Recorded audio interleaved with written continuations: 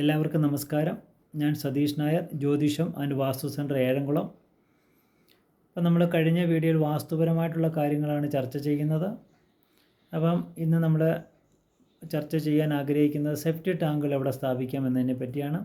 അപ്പം പലരും പറയാറുണ്ട് ഇതെന്താ 1 മിനിറ്റ് ദൈർഘ്യമുള്ള വീഡിയോ ആണോ എന്ന്.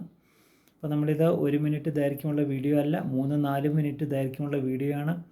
ഇത് നമ്മൾ റീൽസിലും സ്റ്റോറിയിലും ഒക്കെ ഡൗൺലോഡ് ചെയ്യുന്നതുകൊണ്ടാണ് നിങ്ങൾക്ക് 1 മിനിറ്റ് കാണാൻ സാധിക്കുന്നത്. അപ്പം നമുക്ക് മുഴുവനായി കാണണമെങ്കിൽ ജ്യോതിഷം ആൻഡ് വാസ്തു സെൻറ്റർ എന്ന് അടിച്ച് ഫേസ്ബുക്കിലും അതുപോലെ തന്നെ യൂട്യൂബിലും നോക്കാമെങ്കിൽ നമുക്ക് ഈ മുഴുവനായിട്ടുള്ള 3-4 മിനിറ്റുള്ള വീഡിയോ നമുക്ക് കാണാൻ സാധിക്കുന്നതാണ്. ഓക്കെ, അപ്പം നമുക്ക് ഇന്ന് സെപ്റ്റി ടാങ്കുകളുടെ സ്ഥാനങ്ങൾ എവിടെയൊക്കെയാണ് നമുക്ക് ചർച്ച ചെയ്യാം. അപ്പോൾ ഒരു ഗ്രഹനിർമ്മാണവുമായിട്ട് ബന്ധപ്പെട്ട് നമ്മളൊരു പ്ലാൻ വരച്ച് മുന്നോട്ട് പോകുമ്പോൾ നമുക്ക് ഈ ഗ്രഹത്തിൻ്റെ 4 മൂലകോണുകളും അതുപോലെ തന്നെ 4 മധ്യസൂത്രങ്ങളും ഉണ്ടെന്ന് നമ്മൾ മനസ്സിലാക്കി.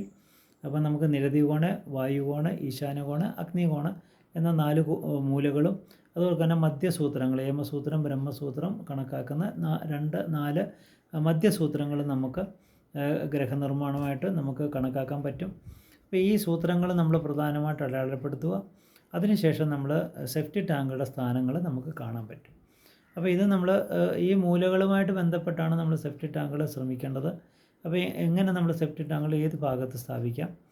അപ്പോൾ ഇത് ആദ്യമായിട്ട് നമ്മൾ ഈ മൂലകൾ കണക്കാക്കി മധ്യസൂത്രങ്ങൾ കണക്കാക്കി നോക്കുമ്പോൾ ഇത് ഒഴിവാക്കിക്കൊണ്ടുള്ള സ്ഥാനമാണ് നമ്മൾ നിർണ്ണയിക്കേണ്ടത്.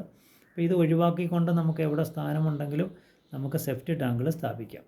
അപ്പോൾ ഇങ്ങനെ സെപ്റ്റി ടാങ്കുകൾ സ്ഥാപിക്കുമ്പോൾ നമ്മൾ ഒരു കാര്യം കൂടെ ശ്രദ്ധിക്കാനുണ്ട്. നമ്മുടെ കിണറിൻ്റെ സ്ഥാനം എവിടെയാണ്, അവിടെ നിന്ന് നമ്മൾ 7.5 മീറ്റർ മാറ്റിയിട്ടാണ് സെപ്റ്റി ടാങ്കുകൾ നമ്മൾ കണക്കാക്കേണ്ടത്. ഇത് നമ്മുടെ നിയമപരമായിട്ടും നമുക്കത് വാസ്തുപരമായിട്ടും നമുക്ക് ഇത് രണ്ടും ഗുണം ചെയ്യുന്നതാണ്. ഇപ്പോൾ 7.5 മീറ്റർ മാറ്റി നമ്മൾ സ്ഥാപിക്കുന്ന സെപ്റ്റി ടാങ്കുകൾ നമുക്ക് ഉത്തമമായിട്ട് കണക്കാക്കാം. അതുപോലെ തന്നെ നമ്മൾ വേറൊരു കാര്യം കൂടെ ശ്രദ്ധിക്കേണ്ടതായിട്ടുണ്ട്. പലരും ചോദിക്കുന്നൊരു ചോദ്യം കൂടാണത്. നമ്മുടെ കന്നിമൂല ഭാഗത്തൂടെ പൈപ്പുകൾ കൊണ്ടുപോകാൻ പറ്റുമോ, ക്രോസ് ചെയ്തുകൊണ്ട് പൈപ്പുകൾ കൊണ്ടുപോകാൻ പറ്റുമോ സെപ്റ്റി ടാങ്കിലേക്ക് എന്ന് ചോദിക്കാറുണ്ട്. അപ്പോൾ യഥാർത്ഥത്തിൽ തെക്ക് വശത്ത് ഒരു ബാത്റൂം ആയിരിക്കും, പടിഞ്ഞാറ് വശത്തായിരിക്കും അതിൻ്റെ കുഴി. അപ്പം ചിലർക്ക് പടിഞ്ഞാറ് വശത്ത് ബാത്റൂം ആയിരിക്കും, തെക്ക് വശത്തായിരിക്കും അതിൻ്റെ കുഴി, കാരണം അതേ സ്ഥലം കാണത്തുള്ളൂ. അപ്പോൾ ഇങ്ങനെ വരുമ്പോൾ ഈ പൈപ്പുകൾ നമ്മൾ കന്നിമൂല ക്രോസ് ചെയ്തിട്ടായിരിക്കും കൊണ്ടുവരേണ്ടത്. അപ്പോൾ അത് നമ്മൾ എങ്ങനെ കൊണ്ടുവരാൻ പറ്റും, അത് കൊണ്ടുവരുന്നതിന് ദോഷമുണ്ടോ എന്നതിനെപ്പറ്റി നമുക്ക് ചർച്ച ചെയ്യാം. അപ്പോൾ അത് യഥാർത്ഥം പറഞ്ഞാൽ നമുക്ക് ഭൂമിക്കടിയിൽ കൂടെ പൈപ്പുകൾ കൊണ്ടുവരുന്നതിന് ദോഷമൊന്നുമില്ല.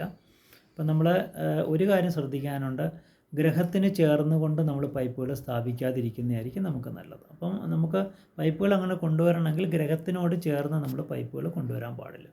പിന്നെ നമ്മൾ എങ്ങനെ കൊണ്ടുവരാം, നമുക്ക് മിനിമം ഒരു കണക്ക് വെച്ച് നമ്മൾ നോക്കുകയാണെങ്കിൽ നമ്മുടെ വീടിൻ്റെ നീളത്തിനെ നമ്മൾ പറഞ്ഞു 9 കണ്ണമായിട്ട് ഡിവൈഡ് ചെയ്യാം.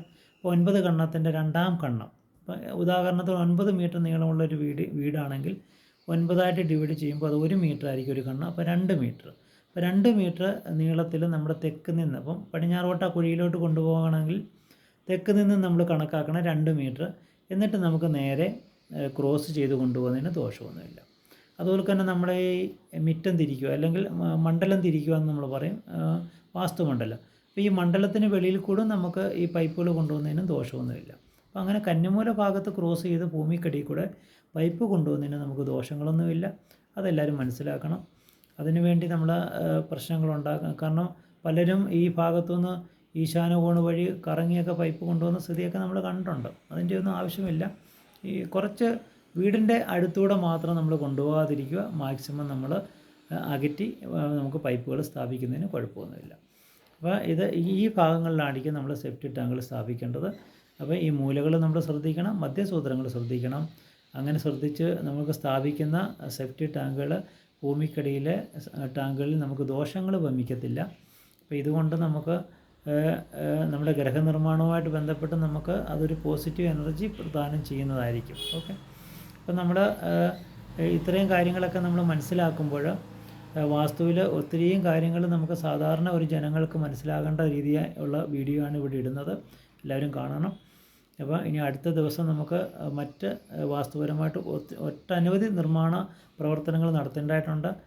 കുറ്റിയടിക്കുക, കല്ലിടുക, അങ്ങനെ ഒത്തിരി സംഭവങ്ങളുണ്ട്. ഇതൊക്കെ നമുക്ക് അടുത്തൊരു വീഡിയോയിൽ ചർച്ച ചെയ്യാം. ഇപ്പം നമുക്ക് നിർത്തുന്നു. നമസ്കാരം.